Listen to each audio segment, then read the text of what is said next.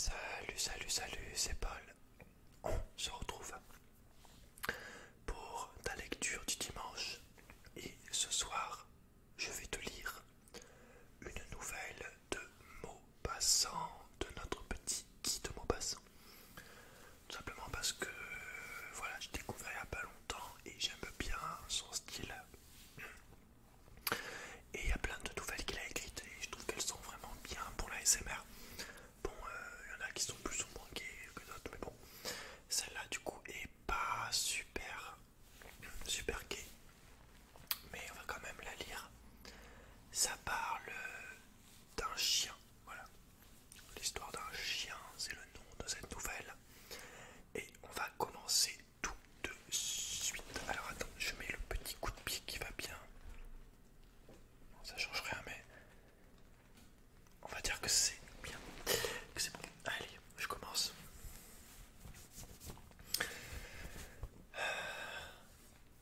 Installe-toi tranquillement et on est parti. Je vais essayer de lire proche du micro.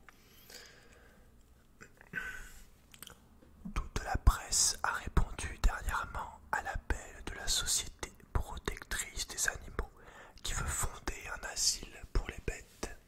Ce serait là une espèce d'hospice et un refuge où les pauvres chiens sans maître trouveraient la nourriture et l'abri au lieu du nœud coulant que leur réserve l'administration. Bon, tu peux remplacer maintenant le nœud coulant par une piqûre, voilà.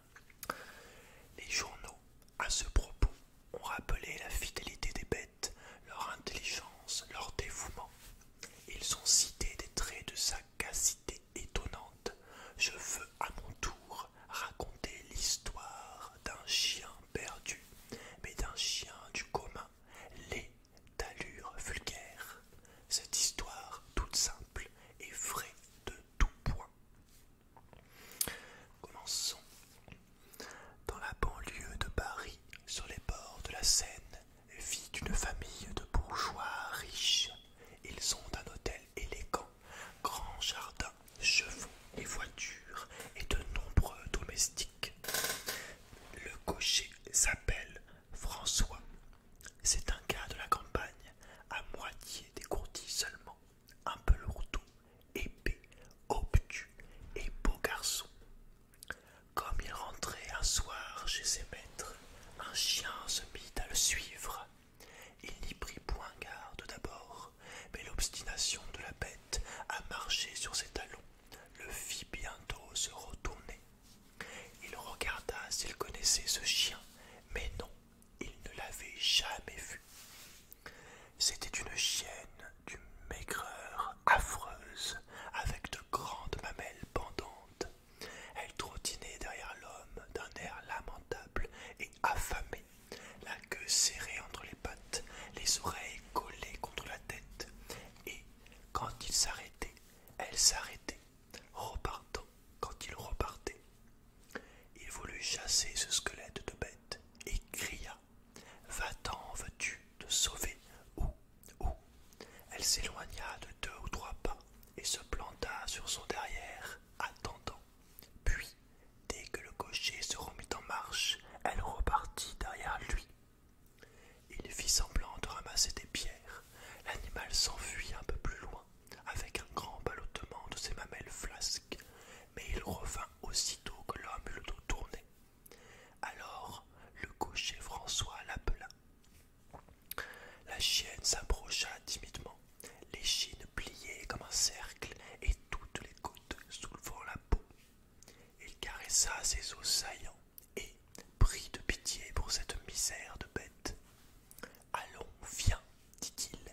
Aussitôt, elle remua la queue, se sentant accueillie, adoptée, et au lieu de rester dans les mollets du maître qu'elle avait choisi, elle commença à courir devant lui.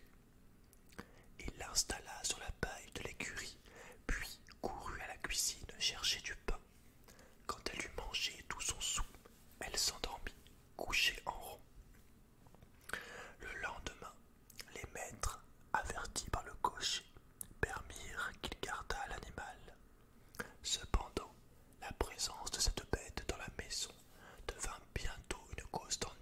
incessant. Elle était assurément la plus dévergondée des chiennes, et, d'un bout à l'autre de l'année, les prétendants à quatre pattes firent le siège de sa demeure. Ils rôdaient sur la route, devant la porte, se faufilaient par toutes les issues de la haie vive qui clôturait le jardin, dévastaient les plates-bandes, arrachant les fleurs, faisant des trous dans les corbeilles, exaspéraient le jardinier. Jour et nuit, c'était un concert de hurlements et des batailles sans fin.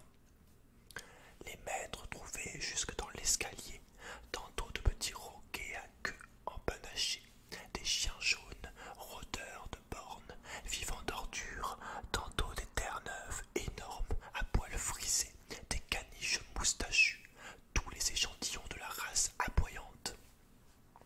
La chienne que François avait, sans malice, appelée Cocotte, et elle méritait son nom, recevait tous ses hommages, et elle produisait, avec une fécondité vraiment phénoménale, des multitudes de petits chiens de toutes les espèces connues. Tous les 4 mois, le cocher allait à la rivière noyer une demi-douzaine d'êtres grouillants qui piaulaient déjà et ressemblaient à des crapauds. Cocotte était maintenant devenue énorme. Autant elle avait été maigre, autant elle était obèse, avec un ventre gonflé sous lequel traînaient toujours ses longues mamelles ballottantes. Elle avait engraissé tout d'un coup, en quelques jours, et elle marchait avec peine, les pattes écartées, à la façon des gens trop gros, la gueule ouverte pour souffler et exténuer aussitôt qu'elle s'était promenée 10 minutes. Le cocher François, disait-elle, c'est une bonne bête pour sûr, mais qu'est ma foi bien déréglée. Le jardinier se plaignait tous les jours, la cuisinière en fit autant. Elle trouvait des chiens sous son fourneau, sous les chaises, dans la soupente au charbon, et ils volaient tout ce qui traînait. Le maître ordonna à François de se débarrasser de Cocotte. Le domestique désespéré pleura, mais il dut obéir. Il offrit la chienne à tout le monde. Personne n'en voulut. Il essaya de la perdre, elle revint. Un voyageur de commerce la mit dans le coffre de sa voiture pour la lâcher dans une ville éloignée. La chienne retrouva sa route et, malgré sa bedaine tombante, sans manger sans doute, en un jour, elle fut de retour et elle rentra tranquillement se coucher dans son écurie. Cette fois, le maître se fâcha et, ayant appelé François, lui dit avec colère: si vous ne me flanquez pas cette bête à l'eau avant demain, je vous fiche à la porte, entendez-vous? L'homme fut atterré, il adorait Cocotte. Il remonta dans sa chambre, s'assit sur son lit, puis fit sa malle pour partir. Mais il réfléchit qu'une place nouvelle serait impossible à trouver, car personne ne voudrait de lui tant qu'il traînerait sur ses talons cette chienne, toujours suivie d'un régiment de chiens. Donc, il fallait s'en défaire. Il ne pouvait la placer, il ne pouvait la perdre. La rivière était le seul moyen. Alors, il pensa à donner 20 sous à quelqu'un pour accomplir l'exécution. Mais, à cette pensée, un chagrin aigu lui vint. Il réfléchit qu'un autre, peut-être, la ferait souffrir, la battrait en route, lui rendrait dur les derniers moments, lui laisserait comprendre qu'on voulait la tuer, car elle comprenait tout, cette bête. Et il se décida à faire la chose lui-même. Il ne dormit pas.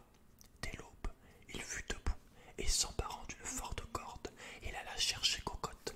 Il se leva lentement, se secoua, étira ses membres, et vint fêter son maître. Elle se leva lentement, pardon. Alors il s'assit, et, la prenant sur ses genoux, la caressa longtemps, l'embrassa sur le buisson.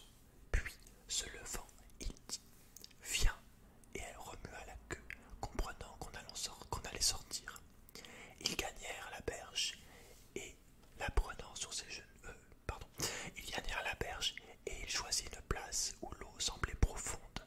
Alors, il noua un bout de la corde au cou de la bête, et, ramassant une grosse pierre, l'attacha à l'autre bout. Après quoi, il saisit sa chienne dans ses bras, et la baissa,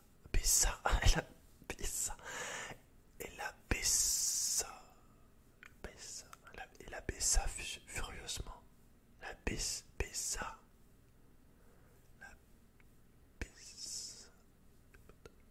Teresa, mais t'as compris de quelle sorte. Furieusement, comme une personne qu'on va quitter. Il la tenait serrée sur sa poitrine, la perçait, et elle se laissait faire en grognant de satisfaction. 10 fois elle l'a voulu jeter. Chaque fois la force lui manqua. Mais tout à coup, il se décida, et de toute sa force, il la lança le plus loin possible. Elle flotta une seconde, se débattant, essayant de nager comme lorsqu'on la baignait, mais la pierre l'entraînait au fond.